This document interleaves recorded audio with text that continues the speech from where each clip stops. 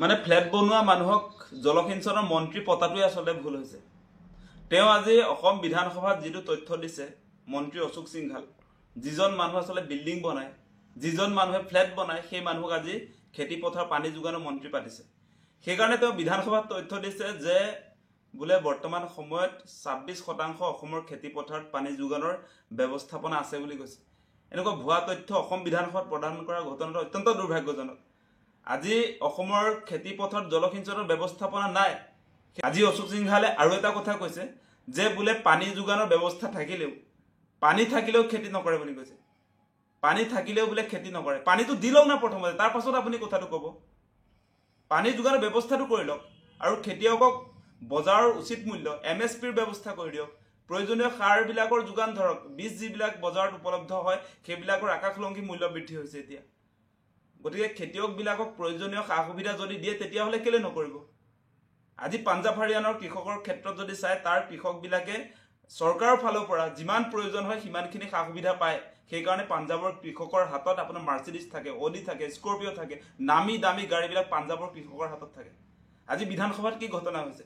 যোৱাবাৰ আমি দেখিছিলোঁ, যোৱাবাৰ বিধায়ক অখিল গগৈ এটা প্ৰশ্ন উত্থাপন সংকল্প এটা প্ৰস্তাৱ দাঙি ধৰিছিলে যে অসমৰ খেতি পথাৰত 12 মাহে খেতি হোৱাৰ এটা প্ৰস্তাৱ ল'ব লাগে। সেইটোত দেখোন বিজেপিৰ বিধায়কবিলাকে সমৰ্থন নজনালে, তেওঁলোকে তাৰ বিৰোধিতাহে কৰিলে। তেওঁ এটা সংকল্প প্ৰস্তাৱ, ইমান ধুনীয়া এটা সংকল্প প্ৰস্তাৱ, তেওঁ কৈছিলে যে বছৰেকত 3 বাৰ খেতি হ'ব লাগে, 12 মাহে খেতি। অসমৰ খেতি পথাৰত 12 মাহে খেতি বুলি যিটো সংকল্প প্ৰস্তাৱ আছিলে, সেই সংকল্প প্ৰস্তাৱৰ বিৰোধিতা কৰিলে বিজেপি চৰকাৰখনে। গতিকে এই চৰকাৰখনে কেতিয়াও আচলতে কৃষকৰ কল্যাণ কৰিব নোৱাৰে। তেওঁলোকে এনেই ডায়লগ মাৰি থাকে যে পথাৰো আমাৰ বজাৰো আমাৰ। পথাৰো আমাৰ বজাৰো আমাৰ হ'বলৈ হ'লে আপোনালোকে প্ৰয়োজনীয় সা সুবিধা কৃষকসকলক দিব লাগিব। আজি যিজনক আপোনালোকে জলসিঞ্চনৰ মন্ত্ৰী পাতিলে, ফ্লেট বনোৱা মানুহ, তেওঁ খেতি পথাৰ সম্পৰ্কে কোনো ধাৰণাই নাই। অশোক সিংঘালৰ ধাৰণা আছে নেকি? আপোনালোকে কওক কথাটো। এই যে বিল্ডিং নিৰ্মাণ কৰা সেই বেপাৰ কৰিবলৈ অহা মানুহজনৰ খেতি পথাৰ সম্পৰ্কে ধাৰণা আছে নেকি? তেওঁ বেপাৰ কৰিবলৈ আহিছে। ক'ৰ মানুহ, ক'ত আপোনালোকে দায়িত্ব দি থৈছে? অলপ কথাবিলাক ভাবি চিন্তি দিব। অসমৰ বায়ু পানী মাটিৰ লগত সম্পৰ্ক থকা তেনেকুৱা ব্যক্তিকহে পানী যোগানৰ ব্যৱস্থাৰ মন্ত্ৰী পাতিব লাগে। আজি জলসিঞ্চনৰ যিটো গুৰুত্বপূৰ্ণ দপ্তৰ, সেই দপ্তৰটো এইটো বহিৰাগত মন্ত্ৰীক দি থ'লে, সেই খেতি নকৰা মানুহজনক দি থ'লে তেওঁ পানী যোগান ধৰিব নেকি বাৰু খেতি পথাৰত? সেইটোতো কেতিয়াও নধৰে। সেইকাৰণে আজি আপোনালোকে নিশ্চয় দেখা পালে অসম বিধানসভাৰ মজিয়াত তেওঁ ভুৱা তথ্য দাঙি ধৰিছে। আজি তেওঁ কৈছে 26% জলসিঞ্চনৰ ব্যৱস্থা আছে বুলি কৈছে। এনেকুৱা গোকাত মিছা কথা কৈছে চাওক। গতিকে তেওঁ কৃষকৰ প্ৰতি দায়বদ্ধ যে নহয়, সেইকাৰণে আচলতে এনেকুৱা ভুৱা তথ্য অসম বিধানসভাত দাঙি ধৰিছে। গতিকে আমাৰ কথা অতি স্পষ্ট, এই মানুহজনক অতি শীঘ্ৰে আপোনাৰ জলসিঞ্চনৰ দপ্তৰটো কৰ্তন কৰিব লাগে। জলসিঞ্চনৰ ব্যৱস্থাপনাৰ কাৰণে সেই মানুহজন ফিট নহয়। গতিকে সেই মানুহটোক বলে চলে এইটো বিভাগটো দি থ'ব নালাগে নহয়।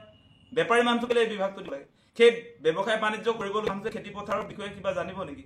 তেওঁ পানী যোগানৰ ক্ষেত্ৰত তেওঁ বাৰু কিবা কনচেনট্ৰেশ্যন দিব নেকি? সেইটো কথাটো চাওক। সেইকাৰণে আজি চালে বেৰে কোব উত্তৰ দিছে। গতিকে অত্যন্ত দুৰ্ভাগ্যজনক ঘটনা হৈছে।